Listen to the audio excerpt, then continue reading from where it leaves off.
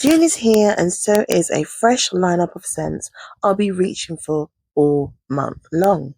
From bright and breezy to warm and addictive, let's dive in.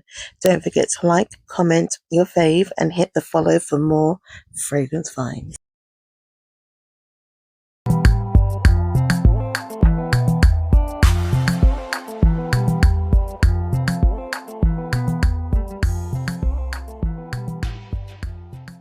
So guys, first up on the table is Musk Mubakhar by Arabian Oud. I bought this the latter part of 2024 and I have become obsessed. I'm almost halfway through the bottle. This one is stunning. Now, I've mentioned this fragrance a couple times in the past and I just had to have her back on the table again. So this is a really nice, clean, musky, smoky scent with gentle florals, which is softly sweetened and slightly leathery.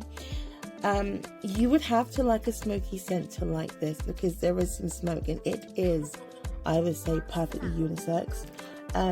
Neither masculine leaning or feminine leaning, it's just smack bang in the middle and I'm here for that. I'm going to be layering it with a fragrance I bought in Tunisia. So if you want to check out my last video that I posted before this one, that was my trip to Tunisia. I went to a friend's wedding. I didn't film the wedding just to kind of keep that bit private for my friend, but I did film my hunt for fragrances in the Medina and what have you. And this was one of the frags that I purchased. This is Musk Tahara. Musk Tahara is this lovely kind of fruity, woody, musky scent. Some lemons, some florals, a touch of rose, lots of musks, a little bit of incense, some woods in there as well. Absolutely stunning. And I know the two are going to pair beautifully. I've not tried it, but I just know. So they're my first two on the table. Up next is Patchouli Paris by Guerlain. I mentioned this in a vlog a couple months ago, I think, in my fragrance haul, and I've been obsessed ever since. So Patchouli Paris kind of opens up fresh and bright. Has a very surprising contrast. It's dry, woody, chocolatey patchouli core. Then it has this powdery iris that softly emerges and kind of mingles greatly with like the sweetness of the vanilla.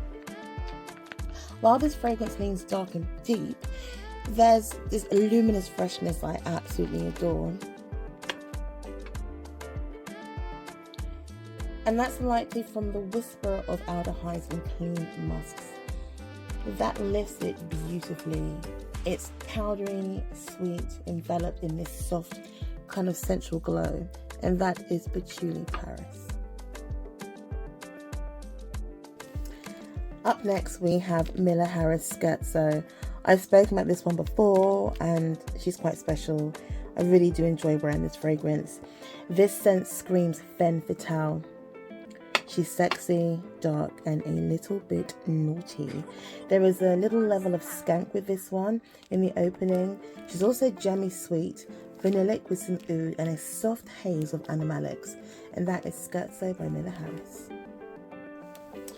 Up next is Villa Primrose by Atelier des Ors. I bought this in the same haul as Patchouli Paris. I'll be honest, I've not worn her. I think now is the right time to put her on the fragrance table and give her a chance. So this is a clean, musky rose with some soft sweetness with a bitter, spicy cardamom in there. Dry, spicy leather, which pairs really well with the fruity notes. That's what I get. I've not given it much more attention than, I suppose, a couple wears. Actually, I'll put that there. But yeah, I want to try her out and see what she's saying. Up next, we have Terryfic Oud by Terry. Now, I put the Parfum version concentration of this on my table previously, a couple months ago. This is the EDT concentration. It's lighter, it's fresher. You've got some bergamot, you've got lots of saffron, slightly metallic but very spicy. Some soft sweetness in there, some smooth, like, refined oud. Is very chic and everything's all wrapped up in this gorgeous powdery veil. Yes, this fragrance is the one to have this month and it needs to be on the table, and I'm quite happy to experiment and layer her with Scherzo, make it fresher, and even maybe adding a little spice to Villa Primrose as well. So yeah, that is Terryfic Oud EDT concentration.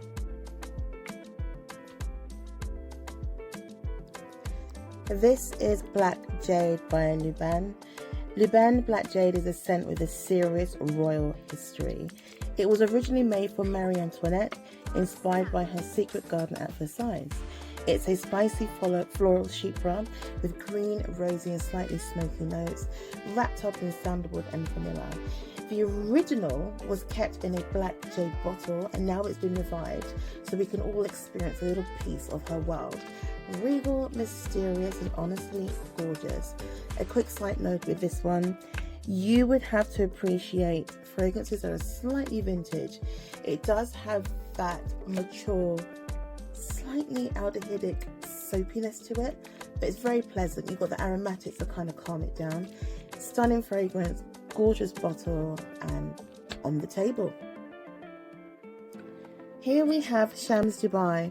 ShamsDubai is from a house called Anthena, and Anthena is based in Egypt, I think Alexandria. Now this fragrance is insanely just potent. This cost me £75, which is $98.88, worth every penny and then some. I've had her for about a year and a half. When I got her, the juice was clear. It's now this lovely deep kind of ambery color. This is probably one of the best kind of spicy vanilla fragrances I've ever put my nose to. It's deep, it's rich, and it's absolutely beast mode. It's a luxurious smelling fragrance without the price tag. This one is drenched in very warm vanilla and laced with woody balsamic undertones. This fragrance is intoxicating and cozy and very bold. It is a true room filler. Spray with caution. You could spray this on your clothing, wash your clothing, and it will still be there, quite heavy as well. Stunning. This is perfect for autumn, winter, even spring and summer, just spray less. I love to layer this with Amouage Imitation, which is coming up shortly. Those two together are dynamite, absolutely stunning, and it will just, compliments will just gravitate towards you because this spicy balsamic vanilla with that kind of blue blackberry and musk and vanilla from the Amouage, stunning, absolutely stunning. And that is ShamsDubai by Anthena. Here we have Miller Harris Burj Rose. This was actually a Middle Eastern exclusive and I found it at TK Maxx for silly money. Of course I had to grab it. I'm a sucker for a good spicy rose and this one hits the right notes with a fruity twist and a touch of leather, a total hidden gem. And that is Burj Rose by Miller Harris.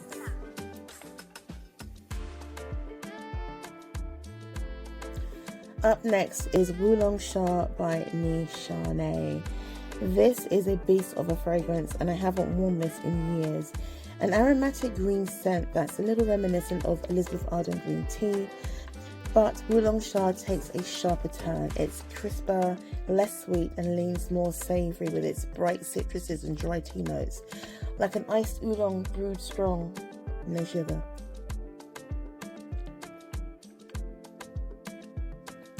Up next is Imitation by Amouage. This one is not for everyone. You are instantly hit with a bold blueberry note, and yes, it leans a bit cat pee-ish at first, but hear me out.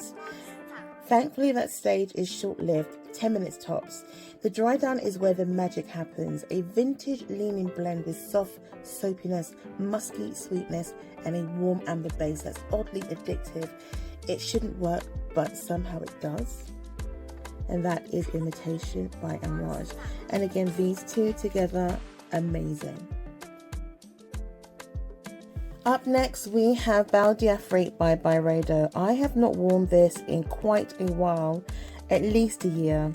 I'm not sure why, but it's going on the table this month. So Bal d'Afrique blends warmth and amber and earthy vetiver with a crisp citrus and with powdery florals, creating a scent that's equal parts cozy and exuberant. A tribute to timeless elegance with a modern twist.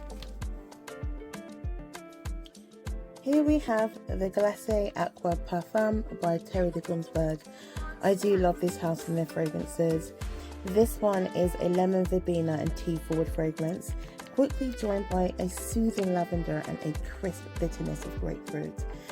The mate adds this herbal depth that's reinforced with green aromatic character. It's bright, it's clean, and it's fresh. It's perfect companion for high heat days.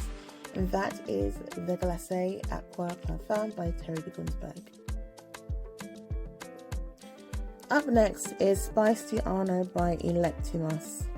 This bottle is oh so heavy, so I'm going to place it down in case I drop it. But with this one, the opening is soft and spicy. There's some subdued nuttiness that kind of stays in the background. It's very pleasant but never overpowering, thank goodness.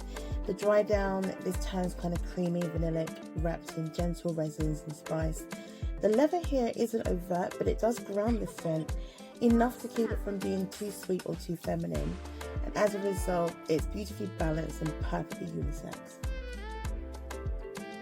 So here we have Quelques by Lubin. I have spoken about this numerous times in the past. I absolutely adore this fragrance, as you can see.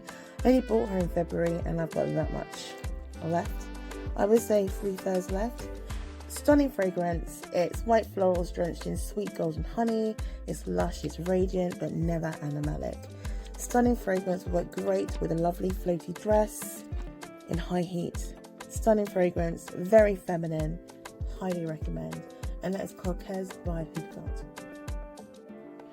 Up next is Quelques by Edinest. Now, this one has been scientifically proven to help relieve stress, which honestly makes sense because it smells like a hug in a bottle.